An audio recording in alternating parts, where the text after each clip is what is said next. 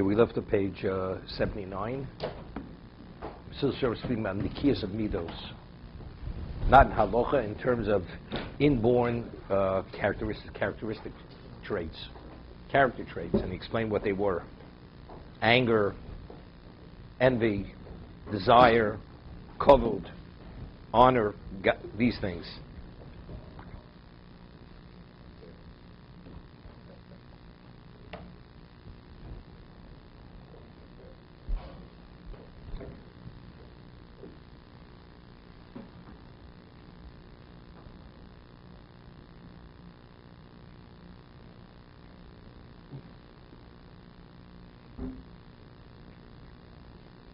Right, we just went into paragraph about 8 lines. He referred to Veim Gaivo, Hakas, Hakina Vataivo. Arrogance, anger, envy, and desire. He called Ela Midas. These are all negative characteristic traits. Asher Osim Nikeres Mufursemes. The evil in them is obvious and known. It's not something we have to. He says, "Ein tzorich lo rayus." Nobody has to bring proof that anger is not a good trait, or a person is arrogant. It's not a good trait. A person is a glutton. He's out of control. It's not a good trait, or he has a tendency for that. Sorry, what page? Page 79. Well, like desire and envy, there is a fine line between them. No. You know, I like nice things, but I'm not envious of someone else who has nice things. I'm not envious.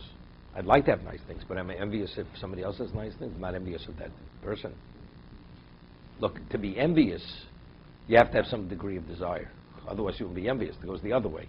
Right. You can have desire without envy, but if you envy, it's because you desire that. But it could be something else, because it could be a status thing.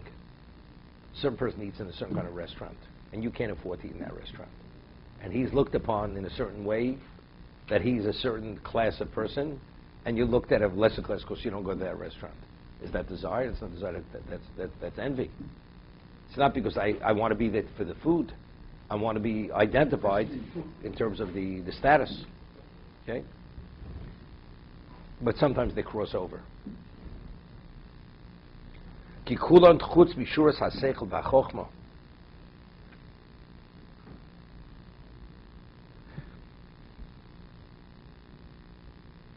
He says, they're outside, he says, of the parameters of intelligence, wisdom.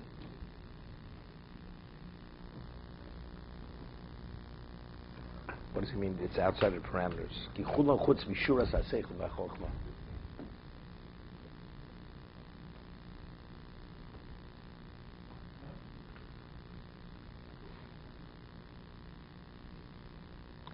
Yeah.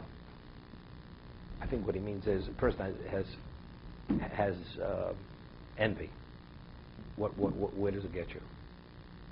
It gets you nowhere. It totally doesn't make. It's like people are anxious, and what do you get being anxious because you're running late? Is it going to make a difference? Whatever's going to happen is going to happen. So why worry? People worry. What do you worry? Because you don't know what's going to be. And after you worry, do you gain by worrying? You gain nothing. It's unintelligible. It's just the reality. You worry because there's a certain uncertainty. You're insecure. You're secure. Whatever happens is irrelevant. What happens, right? Or if you have bitochon, whatever's meant to be is going to be. So, same thing. Person is pompous, is arrogant. Why? And what do you get by that? Some people put on the show, right? They get away with it by intimidating people with their arrogance. Very often, that's where it starts. People are taught to be arrogant because you get ahead in life. When you act arrogantly to others, and it's like the Rambam says, a person could acquire a trait, a negative trait. You do it long enough, it becomes part of you. Once had somebody I knew, and she was an older woman. Whatever she said to me, she told a grandchild who was 21 years old. In those days, if you drive a Lincoln Continental, was considered something special. This is before the Russians drove the car services, Lincoln Continentals, the box cars. She said to her grandson, this is like in the mid-70s, if you don't drive a Lincoln by the time you're 22, I will be very disappointed in you. This is what the grandmother tells the grandson. It will be a disappointment. You know, he's not going to be married because he has to drive a Lincoln. But that you understand. So she's teaching him exactly how. And without that, you know, you're a deficient person. You're a nothing. Okay, why? Why are you nothing? With it, without it? You know, but you can convince you something. That makes you something.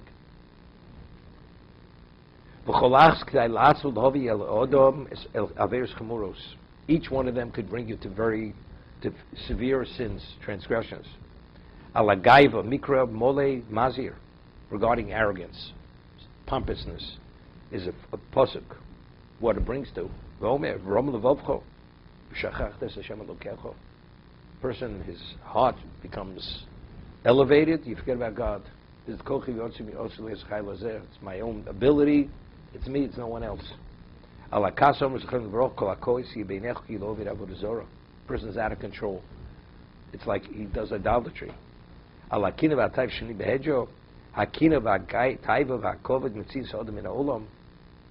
Marshas in Sanhedrin, which we never learned. Chelik. It says that Doeg Adomi, he was called Doeg Adomi. He wasn't an Edomite. When he was a young man, he would actually cause the heads of the Sanhedrin to blush. That was his level of genius. So what happens? New boy on the block, David HaMelech. And he goes, and David is always right. Never makes a mistake. Can't handle the competition. And because of that envy, he went, and when Ir Nov Kohanim harbored David and his men when they were fugitives, he went and informed Shaul. He wanted him to be destroyed. He could not tolerate David HaMelech. So what happened? Shaul gave the order, wipe out the community. He goes to Avner. Avner says, I'm not going to murder innocent people. Doeg Adomi says, give me the sword, I will kill every one of them.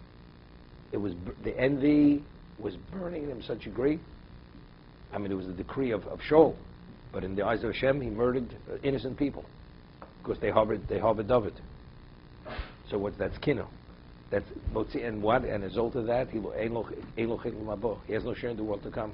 It says he forgot his learning, and what? And eventually, and he died a young man. He died at the age of 35. The other example